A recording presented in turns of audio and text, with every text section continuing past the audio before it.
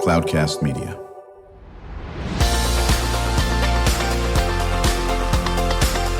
Drew Schlosberg Spotlight on the Community Show, amplifying the voices of social impact organizations, entrepreneurs, local nonprofits, and other community champions who shape the culture, creativity, and connectivity of San Diego. Brought to you by Mission Fed Credit Union, bringing good things to San Diego for over 60 years.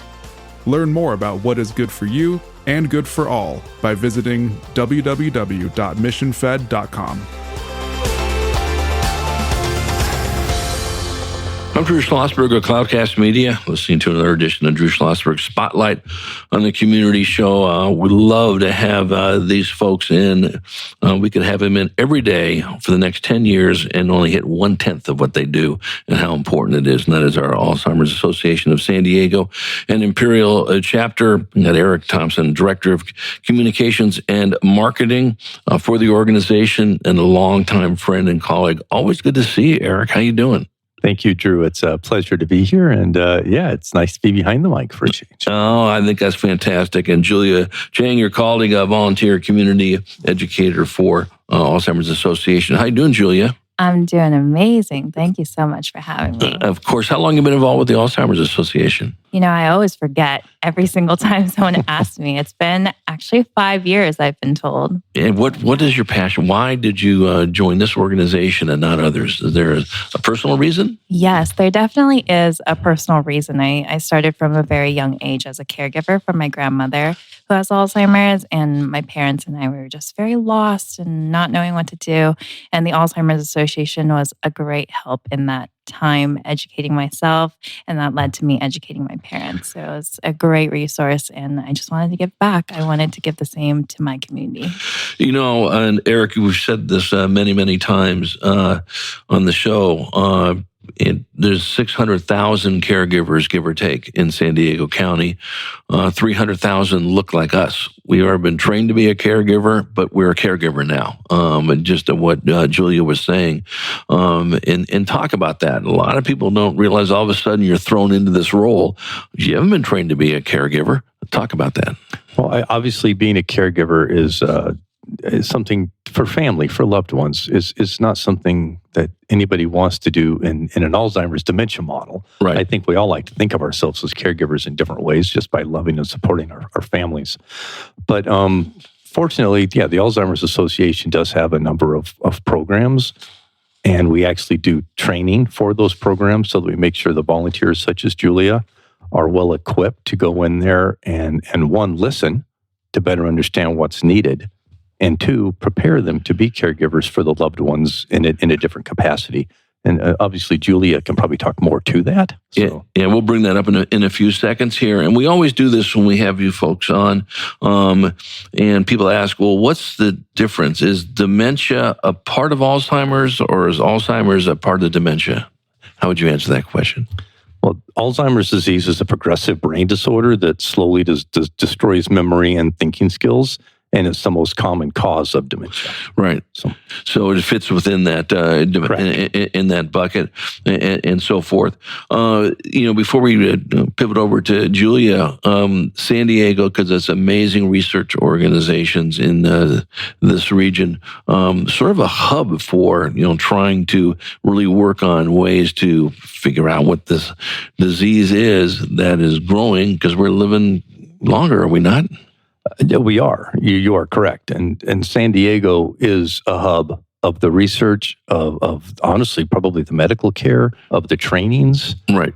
We are blessed to be the hub of something that nobody wants to experience. But fortunately, we're blessed to be in a situation where we're in a position to help people better help others in that experience. I mean, for us, the Alzheimer's Association funds $20 million in research here. We have doctors, medical researchers at, UCSD. We've got ATRI, the Alzheimer's Therapeutic Research Institute. We've got the Salk Institute, SDSU, just some examples. And that Alzheimer's Association funded research is making a huge impact. It's improving outcomes while creating jobs right here. Right. And I think getting back to Julia on this, it's real because you experienced it as real. Again, let our audience know, how old were you when you got involved with your grandmother, as it was, correct? Alzheimer's. How old were you? I think I was maybe 10 years old. I was quite young. I was still in like middle school, going into high school, really not knowing what to do with myself. But of course, I had the obligation to help a family, and I was so happy to do so. So I was quite young. Right. So what role did you play? How did you help out? So, of course, it started with what I was able to do at first. Yeah. Yeah. Go ahead. Yeah. So I started just with the little things like accompanying my grandmother and walking her to church. And then afterwards, as I became a little bit older, I started taking more of the primary caregiver role. So helping out with her meal times, bath times, changing like any of her other medical things going on. I was doing all of that and just took on more and more as I became older and more mature and more capable. Now, is your grandmother still alive? Unfortunately, I'm sorry to hear. Passed a few months ago, actually. Oh, I'm sorry to hear that. But obviously, she certainly appreciated it. Now, did she recognize you when you first started doing this at the age 10? Yes, she definitely did. Her progression was quite slow, actually. So it was a 20-year-long journey for us. Right. So she knew exactly who I was up until like just maybe 2 years ago. She probably didn't really recognize me as much, but I was still a familiar face, someone that she knew was caring for her and loved her and wanted the best for her. We're chatting with Julia Chang. She's the volunteer community educator for the Alzheimer's Association of San Diego and Imperial chapter, joined by her colleague, Eric Thompson, Director of Communications and Marketing. I'm Drew Schlosberg of Cloudcast Media. You're listening to another edition of Drew Schlosberg Spotlight on the Community Show. We are the nation's longest running community podcast. We're in our 20th year. I'm brought to you by Mission Fed Credit Union, just an amazing organization. Whether it's food insecurity, whether it's Alzheimer's, whether it's financial literacy, the arts, they are with you shoulder to shoulder on this.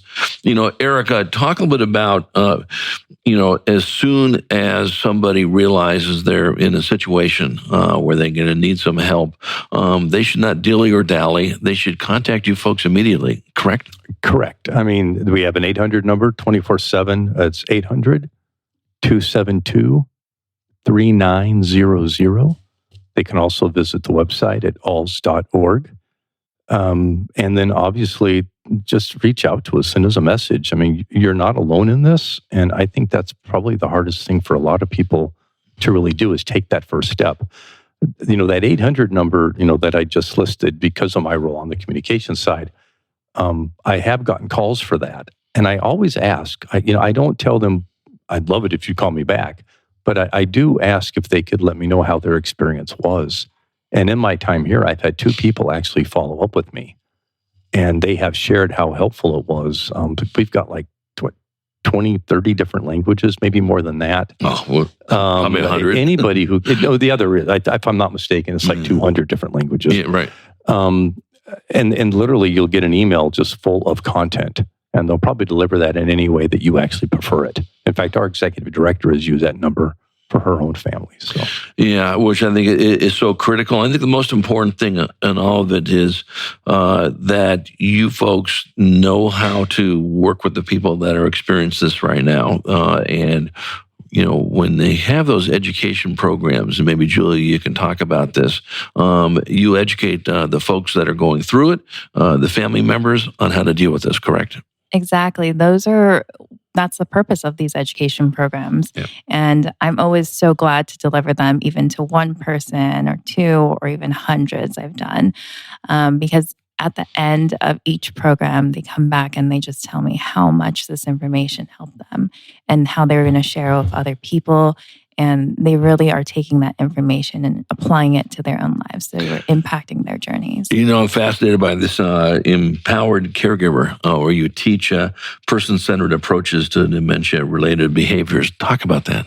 Yes. So it just came out last year, I believe. And it was the best program I've seen come out, the series of 5 programs really guiding you on, what the foundations of being a caregiver is, recognizing that you are a caregiver, and then going into how do you support your loved one, for them to maintain their independence as long as possible, and how to communicate effectively with them, and responding to different behaviors that you might see, and ultimately knowing what your options are. So you get this really comprehensive overview of what caregiving is. And I think the first moment I saw it and I was training on it, I almost started crying just thinking back 10 years on my caregiving journey. I didn't have this.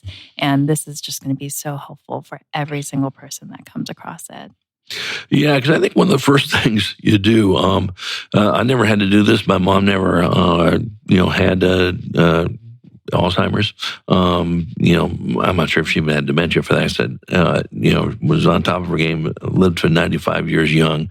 And I'm very fortunate. I understand that. That's not the case with a lot of people on this, but they also don't want to make a boo-boo, right? So have I done something the wrong way? So these courses are just absolutely invaluable, on that. When we come back from break, Eric, I want to talk about, some of the 5 things you've learned about, the Alzheimer's disease, the structured lifestyle program and all the ones that you can offer and really encourage our audience.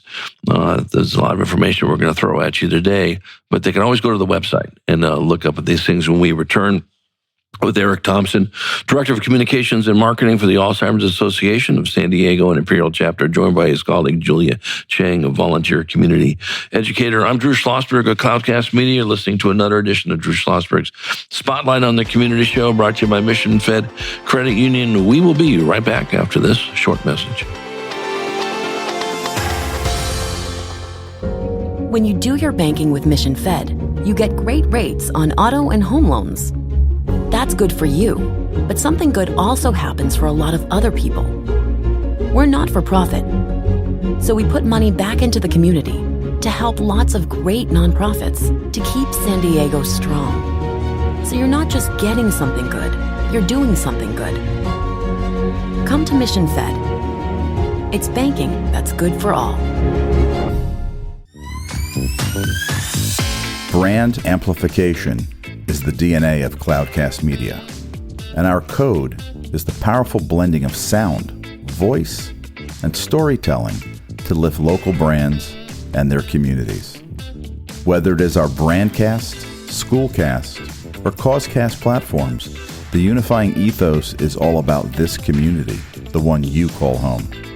If you dare to dream and want to explore the brand amplification of Cloudcast, a national leader in local podcasting and other Winfluence strategies, please visit us at cloudcast.us.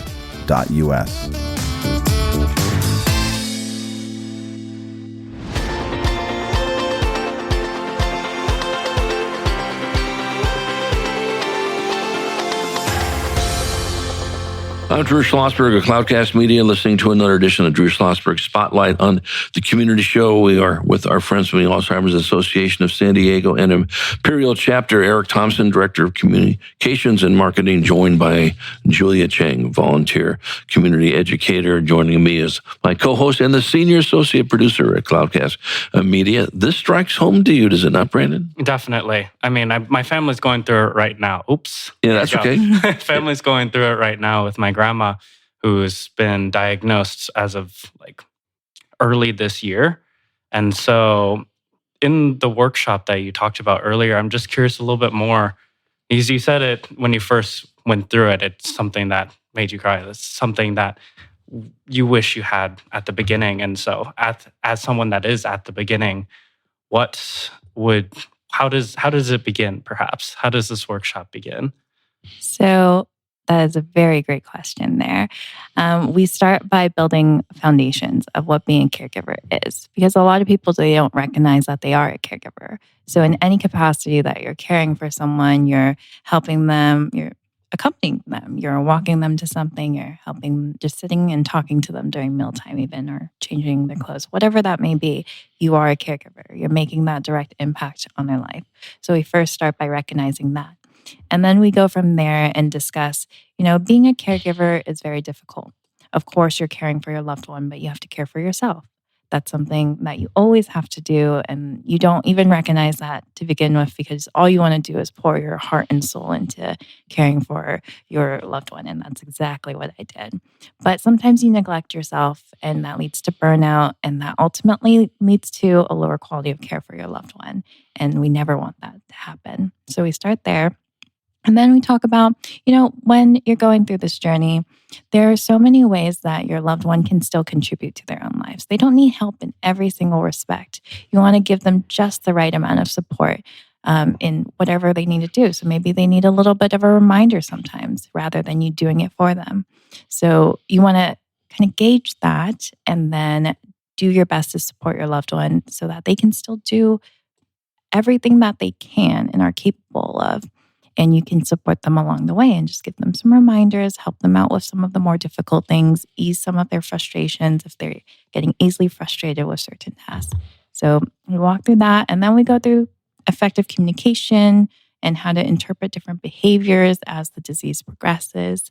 And then we talk about options. What are your options later down the line? And that's something that a lot of people neglect to talk about, is planning for the future. And that's such an important thing to start with early on. Yeah, there's no question about it. Is your grandmother living at your folks' house? No, she lives up in Northern California. So it's interesting because my mom flies up there maybe on every 3 months to just take care of them. It's just something that they're trying to figure out on that side. It's like, who's going to take care of her? So we have one uncle that lives nearby, and everyone else isn't close by. But he isn't the best caretaker because he can barely take care of himself. he doesn't have kids. He just has rabbits, and he just cannot manage people. But that's real. That's real. I mean, this is what these folks are faced against on that. Eric, we were just chatting about some of these things about Alzheimer's disease 2025 and structured lifestyle program. Talk about that. So the U.S. Pointer study, which was structured, it really showed that structured and self-guided interventions, meaning lifestyle choices, things you're doing, improved cognitive function immensely. And let's be honest, that's probably stuff we kind of thought. But, now there is this research-based findings that dictate and tell you that walking, eating healthy, socializing, making sure that you're around people that you care about, actively engaging in the things you do, makes a difference. Well, and it sort of gets to what Julia was saying. There are things that the folks who have this can contribute, can do, and so forth. I think we do, I say this way too many times on the show, but I'm going to do it again. We have a lot of senior groups on it, St. Paul Senior Services that you guys work with, of course, and serving seniors and so forth. We don't do a pretty good job in this country taking care of our seniors compared to other cultures, okay? There's no question about that. So I think the fact that, these people have a lot of life for them still, okay? There may be certain things they can't do anymore, but that's it. Talk about the FDA just cleared the first ever blood test for Alzheimer's. That has got to be huge. Correct? Oh yeah, no, definitely. I mean, the blood test is massive as far as making it easier for you to go in and better understand your risk. The FDA just cleared this. It's a plasma ratio test, and that detects the amyloid plaques, which Leqembi and donanemab attack. Right. So yeah, and I think as we get more into the research, Eric, you and I have talked about it through all your different roles, American Heart Association, all that. My father was a medical doctor, as you know, and of course taught medicine at UCLA, great research organization. Research isn't inexpensive, but when you find out something, either you've arrested, slowed down the disease, or you found this blood test and all that, so life-changing moving forward in that area. I think another thing, and maybe it sounds obvious, but sometimes if you don't do the research, you don't know. Are we getting close to early Alzheimer's diagnosis? The blood test certainly helps, correct? Yeah, I think we definitely are. More importantly, we're discovering that people want to be diagnosed, that they want to find out. We did a study, and it showed like almost 80% of people 45 and older said they would want to know. And now, of course, we have treatments. So Right. not only do you want to know, you need to know. Well, and some of this you can do at your home when trained to do that as well. Did that happen when you were taking care of your grandmother or not? They didn't have those treatments at that time. They definitely did not have those treatments at that time, but there was also so much stigma around even talking about it within the family. So even though we were seeing signs or chalking it up to aging, but that's really the opposite of what we should be doing. If you're seeing something that's different for who you know your loved one to be, that's the perfect moment to go talk to the doctor, have a conversation. So I'm so glad you brought that up. Again, we're chatting with Julia Chang, volunteer community educator for Alzheimer's Association of San Diego Imperial Chapter, joined by our colleague Eric Thompson, Director of Communications and Marketing. I'm Drew Schlosberg. Listening to another edition of Drew Schlosberg Spotlight on the Community Show. We are the nation's longest running community podcast in our 20th year, brought to you by the amazing folks at Mission Fed Credit Union. One of these days, Julia, I hope it's in my lifetime, we're going to not have stigmas when it comes to either mental health or it comes to Alzheimer's or whatever. No one questions something if you broke your leg and you're in a cast. Okay, that's fine. But you do question stuff when, so when we start getting rid of these stigmas, we're going to clear the way for a lot better, work with our caregivers and so forth in that area. So Eric and Julie, you can add to this as well. What's the website for your Alzheimer's Association? Here locally, it's alz.org/San Diego. Right. And it's a great website. There's a lot of details and data. It talks about these 5 research things that Eric was talking about. It certainly talks about those education classes that Julia was mentioning on it. And it's a unit. How many folks are diagnosed as Alzheimer's in San Diego County? Do you know? Yeah, in San Diego, it's roughly 60,000. 60,000. How about nationwide? I believe it's roughly, in California, it's 700,000. I believe in the United States, it's 7 million. Yeah, wouldn't doubt it. And that number is not shrinking. It doesn't shrink because we are living longer. And this is why the sooner we can find a way to deal with this, because we are not, living in the 70s, we're living into our 90s and in the hundreds in that area. Julia, what advice, you sort of touched on it a little bit, would you give to someone, whether they're 10 years old like you were when you were working with your grandmother or you're 25, what you should do, step 1? So my step 1 is always knowledge is power. You need to know as much as you can. And even if you're not affected, it's great to know about it. Attend some education programs. And ultimately, the more information you have, the earlier you can spot those changes in either your loved ones, your friends. And then you can make that conversation happen. And that guides us to early intervention and those new treatments. And that also guides people to volunteer for the cause, to join the cause, fight for a cause, and raise awareness within their communities too. Yeah, Eric, we talked about this before, especially in your previous roles. I really would say it would be impossible to find somebody, probably in this world, but definitely in this county, that doesn't know somebody directly, whether it's a family member or a friend or a friend's friend, that has not been hit by that disease, correct? I would tend to think that is definitely true. Right. Therefore, take advantage of all this information that the Alzheimer's Association has, the research that you're continuing, $20 million of research that you folks put into it as well. I'll start with you on this, Julia, and then we'll pivot over to Erica. What can our listeners do to support you personally and the Alzheimer's Association? I think with our listeners, our fellow listeners here, I would definitely encourage that if you're curious about anything, if you want to know more, please reach out. Please call the 800 number. Please visit our website, learn more. If you feel empowered to do so, join us as a volunteer. Be like me, educate the community, be a representative, and really push for those open conversations so that one day we can achieve our vision with a world without Alzheimer's and all other dementias. That's the best vision we can do. Eric, what else can we do? Yeah, for me, just to build on that, I want to remind people that we've had 40 years of failure in this area. In the last, 5 years, we've had immense successes, and a lot of that is happening here. You got Dr. Paul Eisen, Dr. Michael Raffi, Jim Brewer, Rema Raman, Dr. Brent Alston, Dr. Robert Rissman. They're all in San Diego. These are people that will tell you it took 40 years of failure to get here. And today we just had our walks. And I've had interactions with them, Michelle Hughes, Lisa Malik. They're both on treatments, the fusion therapies. I've seen a change in both of them. And, the blue flowers, those that have been diagnosed with dementia, we have white flowers for that first cure. There is no cure right now. But there's a lot of research who feel we are close. And that support working with us will get us there. So here's what I would love to do. And I always say this because I don't want to break any HIPAA laws. But two things. One, would love to have one of those researchers join you at the next time, okay? And if there's a family that wants to speak up about how they've experienced it, how they are experiencing it, even if it's someone that's done it. We've had a lot of people that have come on the show are trying to recovering alcoholics, they want to share their message. They want to be an inspiration for others that it can be done. So think about that.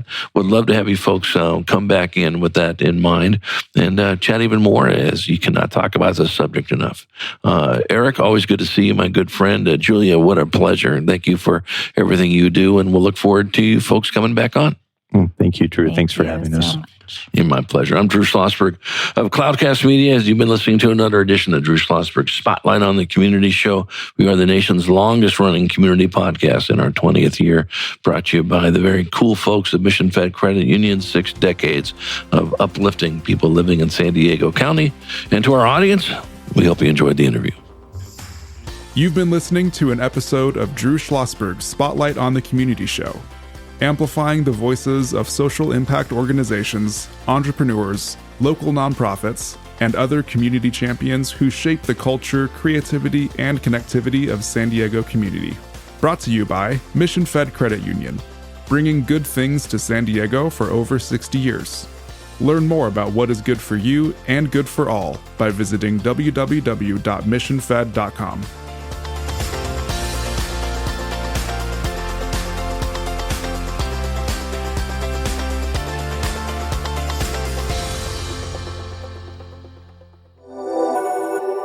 Cloudcast Media.